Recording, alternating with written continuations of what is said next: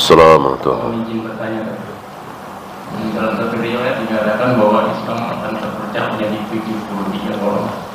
Apakah yang satu golongan ini adalah Ahlussunnah wal Jamaah? Itu pertama. Dan yang kedua, sesungguhnya manusia yang paling berat ujiannya ialah para nabi, dan setelah itu ke bawah. Pertanyaannya adalah bagaimana dengan umat manusia sekarang yang diuji oleh Allah Subhanahu wa Ta'ala? Apakah masih seberat Rasulullah SAW di zaman itu? Terima kasih dan mohon pencerahan. Iya, betul. Ahlussunnah wal Jamaah, Al-Firqatun Najiyah, At-Taifatul Mansurah, Al-Ghuraba, As-Salaf. Ada 5 nama. Dan itu satu kelompok. Ini yang sedang kita bahas. Ya. Selebihnya yang 72 itu sesat, masuk neraka, tapi tidak kekal. Karena mereka masih umat Muhammad SAW, masih kaum muslimin. Satu ketika Allah akan angkat mereka masuk surga. Nah, yang tidak akan masuk neraka insya Allah yang ini, Al-Firqatun Najiyah, At-Taifatul Mansurah, Al-Ghuraba, Ahlus Sunnah. Siapa mereka? Siapa mereka? Iya, jangan mengklaim, jangan ngaku-ngaku, karena mereka ini sudah ada, sudah jelas di Al-Quran dan Sunnah. Mereka adalah Rasul dan para sahabat. Rasul dan para sahabat. Ahlussunnah wal Jamaah, Al-Firqatun Najiyah, Taifatul Mansurah, Al-Ghuraba, As-Salaf, itu Rasul dan para sahabat.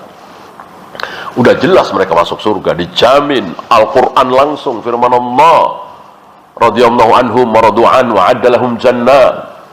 Allah ridha kepada mereka, mereka ridha kepada Allah. Allah ampuni dosa mereka, Allah jamin mereka semua masuk surga.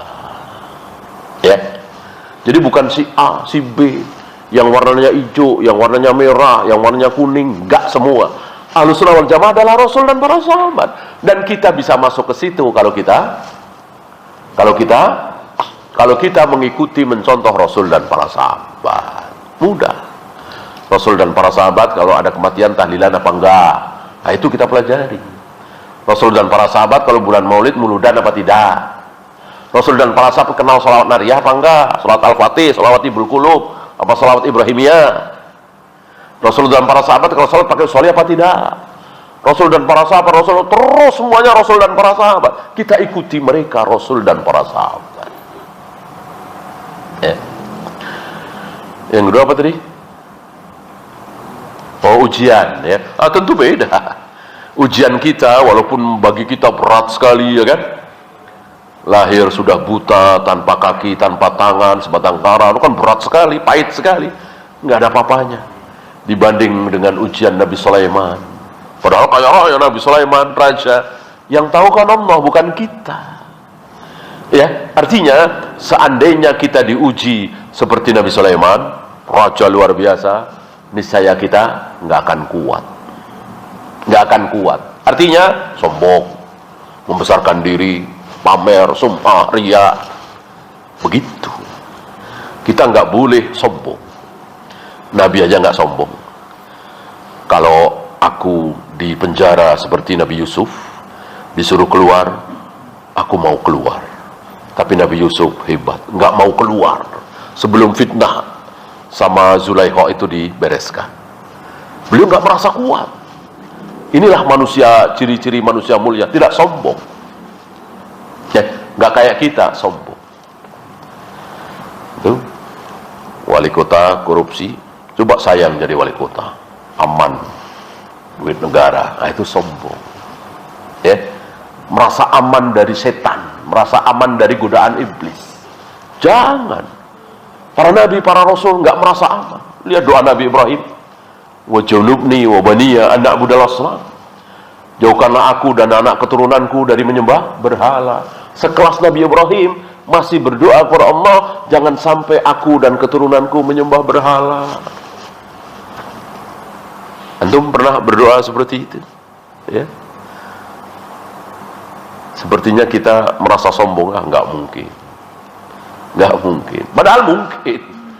Apa yang nggak mungkin? Ya. Kita murtad, kita keluar dari Islam, kita mati dalam su'ul khatimah, bahkan bunuh diri, mustahil? Tidak mustahil. Jangan merasa aman. Ya. Hati kita diapain oleh Allah?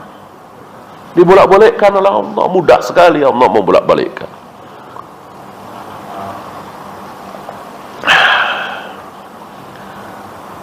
Ada lagi?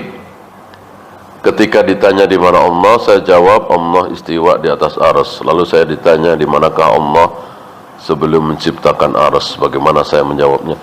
Jangan menjawab, jangan mengatakan apa yang tidak ada di Al-Quran dan Sunnah. Jangankan kita, Nabi aja nggak tahu. Kalau Nabi tahu tentu akan dijelaskan. Jadi sebelum arsy Allah diciptakan, Allah di sini misalnya.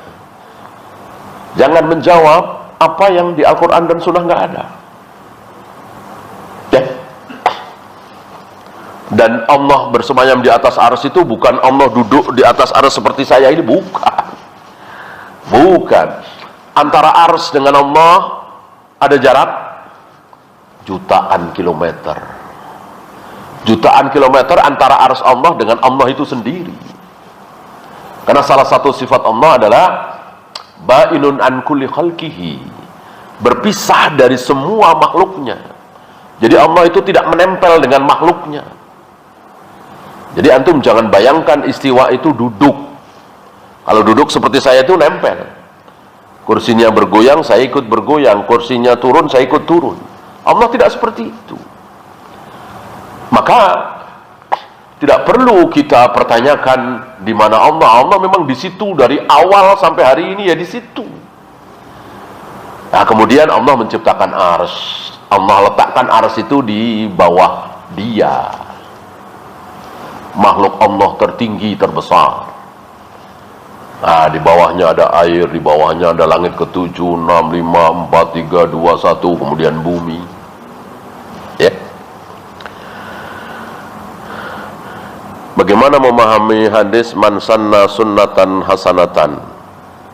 Karena pelaku bid'ah pakai dalil ini. Ya, salah paham. Maksudnya man sanna sunnatan hasanatan, memulai kebiasaan yang baik. Misalnya di kantor itu nggak ada yang berjenggot. Antum yang pertama kali berjenggot di kantor itu. Lalu diikuti.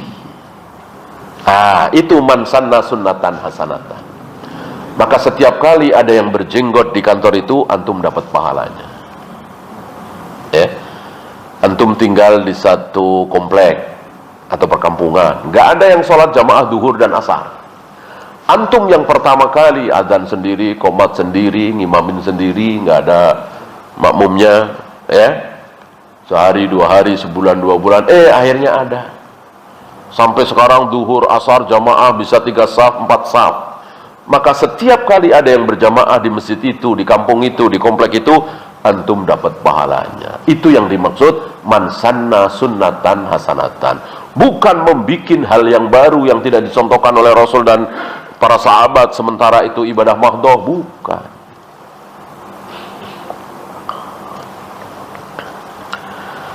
Amal soleh apa saja yang setelah dikerjakan kita perlu mengucapkan alhamdulillah. Yang ghairu mahdhah ya, sedekah, nolong orang, kemudian tiba di tempat, alhamdulillah.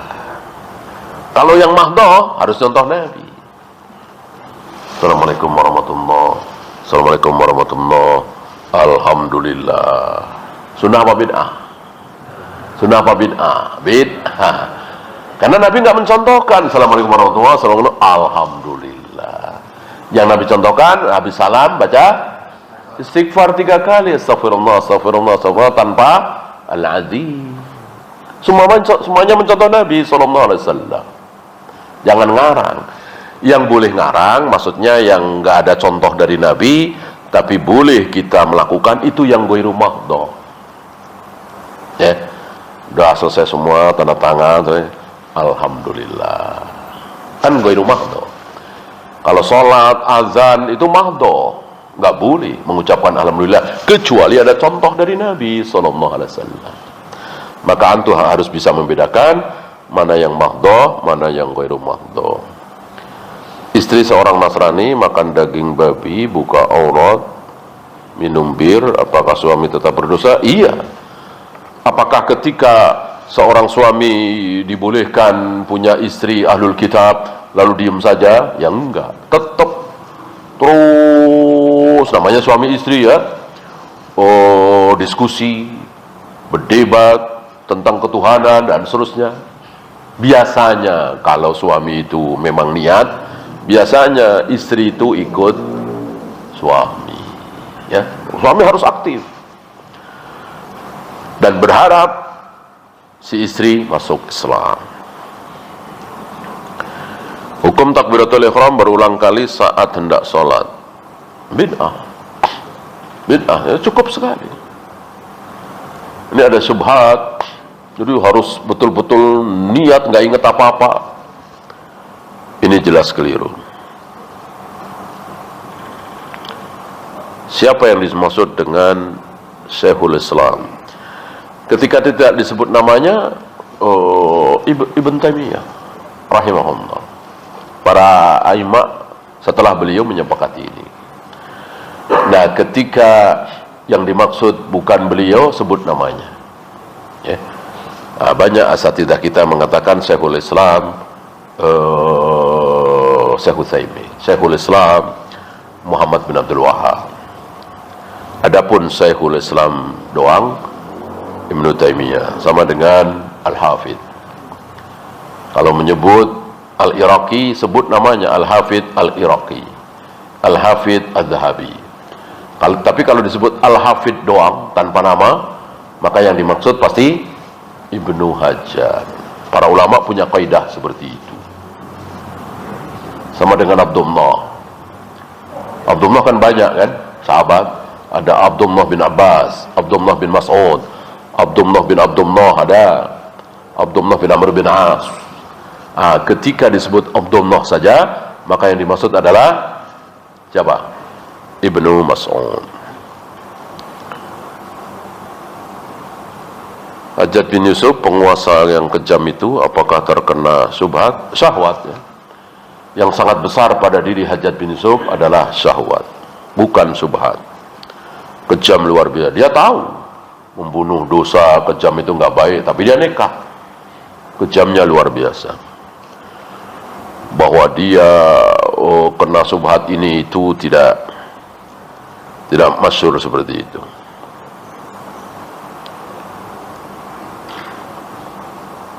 Hukum mengatakan insya Allah saya muslim. Ya katakan saya muslim ya, saya muslim. Apa benar di Mekah Madinah tidak boleh ada orang kafir yang masuk? Iya betul. Betul ya.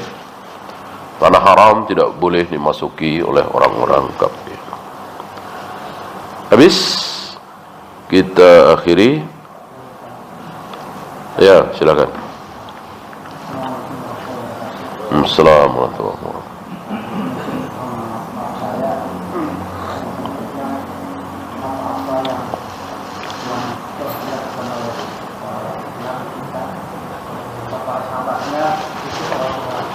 Saya tahu dan sama menjadi sampah. Misalnya kita sholat di masjid ini kan, dulu mungkin nggak ada pakai AC, sekarang pakai AC misalnya. Nah ini kira-kira gimana? Dulu kan nggak ada AC lah, sekarang kalau kita bisa pakai AC. Kalau kita mengacu dulu berarti kita termasuk sumpah atau gimana nih Pak? Karena dulu mungkin nggak ada AC-nya, demikian dan yang lain-lainnya mungkin nggak seperti dulu nggak AC loh, pakai tangan. Tapi bagaimana kalau kita makan bubur apa pakai tangan? Kan nggak mungkin juga pakai sendok. Nah ini kan berarti udah modern seperti itu loh. Mohon maaf nih kalau agak sedikit penyimpangan silat. Ya, saya kira menarik ya, pertanyaan ini menarik. Banyak sekali saudara-saudara kita bertanya seperti itu dan mereka nggak paham. Kenapa? Karena belum bisa membedakan mana yang mahdoh, mana yang ghairu mahdoh. Yang harus mencontoh Nabi itu yang mahdoh. Wudu, tayamum, azan, qomat, tawaf, sa'i, melempar jumrah, mencium hajar aswad. Ini yang harus mencontoh yang mahdoh. Hayya ala sholat 2 kali sama 3 kali, bagusan mana? Hayya ala sholat 2 kalimat 3 kali, bagusan mana? Bagusan 3 kan bagus, banyak. Berani atau adzan hayya ala sholat 3 kali? Nggak boleh, dosa. Karena Nabi dan para sahabat cuma 2 kali.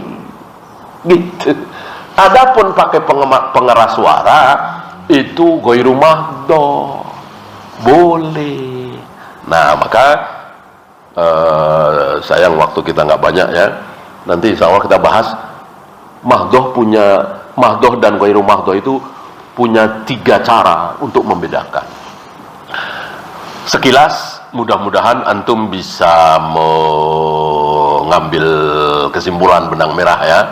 Sekali lagi, mahdoh adalah wudu, tayamum, sholat, ruku, sujud, azan, qomat, tawaf, sa'i, melempar jumroh, mencium hajar aswad, itu mahdoh.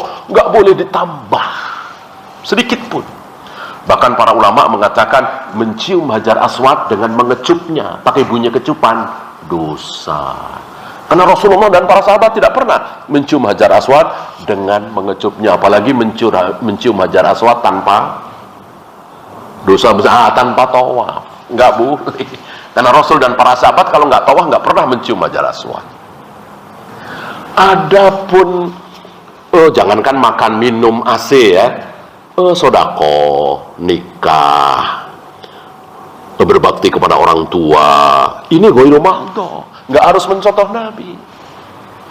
Nabi tidak pernah mencontohkan berbakti kepada orang tua dengan ngajak orang tua, nyenengin orang tua makan enak di restoran, jalan-jalan. Kita boleh? Boleh, karena itu ghairu mahdoh. Ya. Nabi pernah sodakoh pakai transfer. Berarti kalau kita sodakoh pakai transfer, sodakoh pulsa, berarti bid'ah. Enggak, sodakoh itu ghairu mahdoh. Ya. Nah, bagaimana cara kita tahu mana yang mahdoh, mana ghairu mahdoh? Ya, karena agak panjang ya. Insya Allah kita lanjut kesempatan berikutnya. Ya, kita akhiri. Subhanakallahumma bihamdika asyhadu an la ilaha illa anta astaghfiruka wa atubu ilaik. Assalamualaikum warahmatullahi wabarakatuh.